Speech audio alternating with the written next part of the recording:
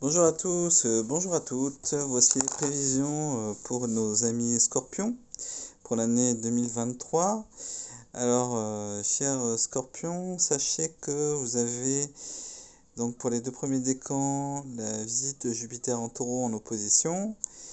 Le premier décan, Saturne en Poisson en Trigone, donc super. Et l'incursion de Pluton en Verseau en Carré, donc là c'est beaucoup moins bon. D'autant plus que Pluton, c'est votre maître planétaire, en fait. Donc c'est délicat ça, hein. Voilà. Alors, pour les deuxièmes décans, vous allez Jupiter en Taureau en opposition et Uranus en Taureau en opposition, les deux. Donc ça va amplifier l'aspect négatif d'Uranus. Voilà. Donc il faudra être prudent avec ça. Et les troisièmes décans, vous avez Saturne en carré en Verseau, opposition d'Uranus en Taureau, qui va arriver petit à petit, le trigone de Neptune en Poisson et le sextile de Pluton en Capricorne. Donc ça va être une année un peu mi-figue mi-raisin pour les amis Scorpions, en fait. Donc on va voir tout ça. On va voir tout ça. Alors, pour le premier décan, alors on a le carré. Donc, se rebelle contre ce qui existe alors qu'il vaudrait mieux améliorer ses conditions de vie, doit assumer ses obligations ou accepter de nouvelles responsabilités. Bouleversements familiaux ou changement de lieu de résidence ou de travail. Ok, alors ça c'est pour le premier décan. Ensuite, qu'est-ce qu'on a de beau? Après, vous avez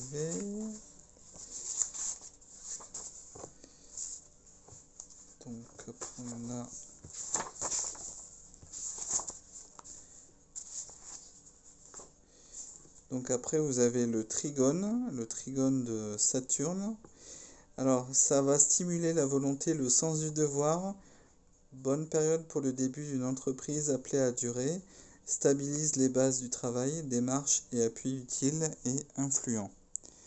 Donc c'est très très bien ça. C'est parfait. Et après vous avez Jupiter opposé. Jupiter opposé à votre Soleil. Donc ça donne un facteur d'exagération, mais n'empêche pas la chance. Nouveaux contacts qui aident aux ambitions ou popularités qui apportent des avantages. Les succès ont tendance à monter à la tête. Donc attention à bien garder les pieds sur terre quand même. L'argent vient et part avec la même facilité. Faux, brillant et faux semblant portent à l'extravagance ou à une vie dissolue. Les atouts mieux utilisés peuvent améliorer la situation et le standing ou faire établir de nouvelles bases de vie. Donc voilà, prudence à utiliser l'énergie donc de Jupiter en Taureau avec prudence. Pour le deuxième décan, donc vous avez l'opposition d'Uranus en plus en Taureau. Jupiter et Uranus opposés en Taureau. Qu'est-ce qu'il raconte? Alors,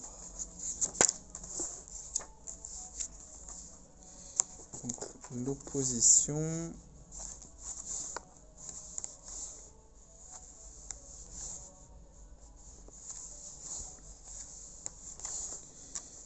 Donc, je vais y arriver quand même. Donc l'opposition, en fait, elle est très proche de celle décrite en ce qui concerne la conjonction, avec une note d'excès. Excès d'impatience, d'intolérance, d'agacement face à tout ce qui est ressenti comme entrave à la liberté. Cela se résume en quelques mots, ça passe ou ça casse. L'être est prêt à prendre tous les risques pour se trouver ou trouver son terrain d'élection. Donc au niveau des événements, la notion de perturbation ou de changement inattendu dans l'existence, la personnalité, la destinée en général se trouve ici accentuée. Il peut s'agir d'un virage à prendre à 180 degrés lié aux décisions d'une autre personne ou bien d'un choix personnel dont les conséquences sont bouleversantes ou difficiles à assumer. Les ruptures sont fréquentes sous cette influence conjugale, surtout dans un thème féminin, mais aussi professionnel, social. Il faut noter également certains accidents touchant la santé. Donc en fait Uranus, ça peut représenter aussi tout ce qui est intervention chirurgicale, donc opération bien sûr par exemple, surtout si l'une des planètes est en maison 6 ou maîtresse de la maison 6 dans le thème natal de la personne. Donc au niveau du sens, lorsque l'être est touché par un tel transit, il doit savoir que plus il s'accrochera au passé, à ses habitudes et à ses acquis psychologiques ou sociaux, plus les perturbations seront manifestes. C'est pour s'être retourné en arrière que la femme de Lot fut changée en statue de sel. Donc Uranus, il ne faut jamais l'oublier, parle d'avenir. Donc il faut aller vers l'avenir. Compensation. Lorsqu'une chose est détestable et cependant inévitable, donc il faut trouver le biais par où l'aimer.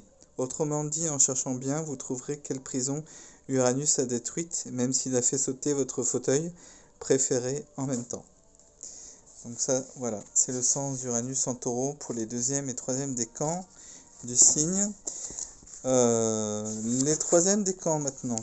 Donc, comme je vous l'ai dit, c'est une année mi-figue mi-raisin dans le sens où vous avez des influences planétaires qui sont très bien et d'autres qui le sont moins, qui sont un peu plus, comment dire, challengeants. Des aspects un peu plus challengeants. Donc, vous avez Saturne toujours en carré. Et ça, en fait, c'est jusqu'au fin mars. Bon, un petit peu pendant toute l'année aussi, parce que Saturne va repasser en rétrogradation. Donc, il va continuer à envoyer des ondes un peu négatives, un peu difficiles.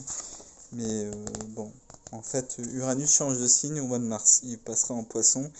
Et là, il va commencer à être moins déprimant. Donc en carré, alors humeur, elle est résolument pessimiste. L'être soudain n'est plus sûr de rien et surtout pas de lui-même. Il se dévalorise et attend de l'extérieur une confirmation de sa nullité. Parfois il ressent toutes ses obligations comme autant d'insupportables contraintes, s'enfermant dans une spirale négative, dans une sorte de prison intérieure dont il ne voit pas la sortie. Tous les événements lui sont d'un poids énorme, d'où cette sensation bien particulière d'avoir le monde entier qui pèse sur les épaules. En bref, il trouve que la vie est dure, que c'est une vallée de larmes, etc. Événement, l'être se trouve confronté à ses limites et c'est parfois fort désagréable.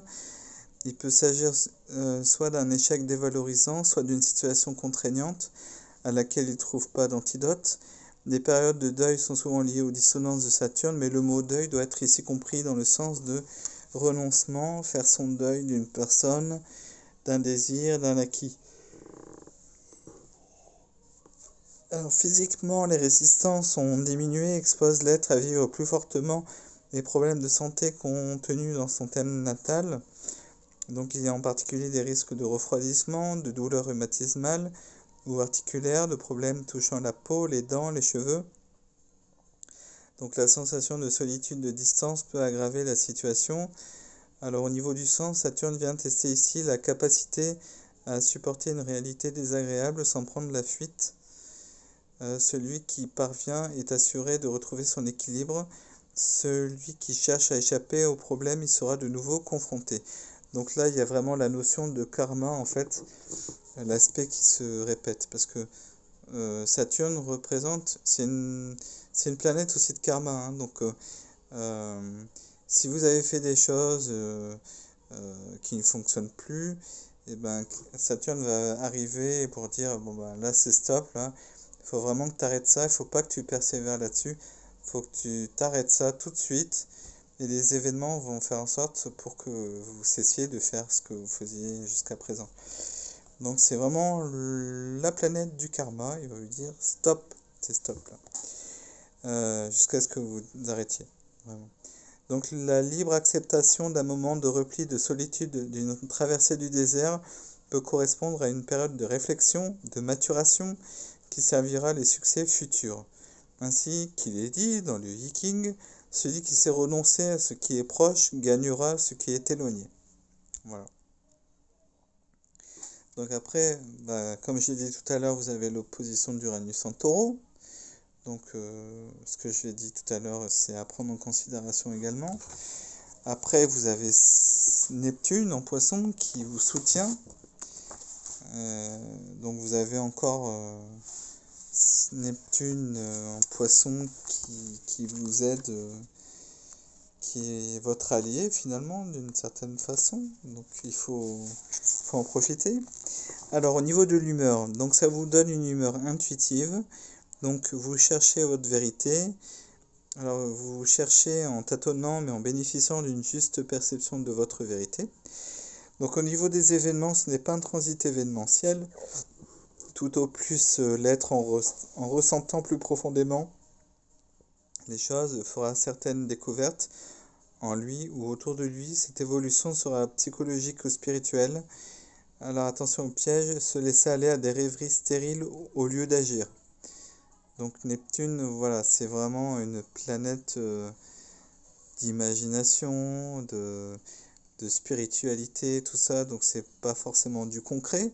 Donc le piège, c'est justement, voilà, de rester dans vos rêves et au lieu d'agir. Donc voilà, essayez de garder quand même un peu les pieds sur terre à cette période. Et enfin, Pluton en bon aspect, en sextile, Pluton qui est le maître planétaire du Scorpion, qui est encore en Capricorne. Bon, il va faire quelques incursions en Verseau cette année, mais ça va durer que quelques mois, mais il restera la majorité du temps en Capricorne, donc c'est très bien pour vous, le troisième décan du Scorpion. Alors, Pluton en bon aspect, ça vous donne ça. Donc l'être se sent doté d'une sorte de puissance intérieure, agissant comme une houle qui le porte vers une évolution, une transformation positive. En termes événementiels, ce transit est peu événementiel, c'est l'individu lui-même qui trouve au fond de lui des ressources insoupçonnées, lui donnant le courage d'agir et de changer ce qui doit l'être. Alors au niveau du sens, lorsque Pluton fait un cadeau, il faut en profiter. Voilà. Voilà. Donc j'espère que cette vidéo vous aura apporté quelque chose et vous aura plu. J'espère qu'elle vous aura intéressé. Donc je vous souhaite de belles fêtes de fin d'année, une bonne année 2023 et bon courage et plein de belles choses. Bisous, à bientôt.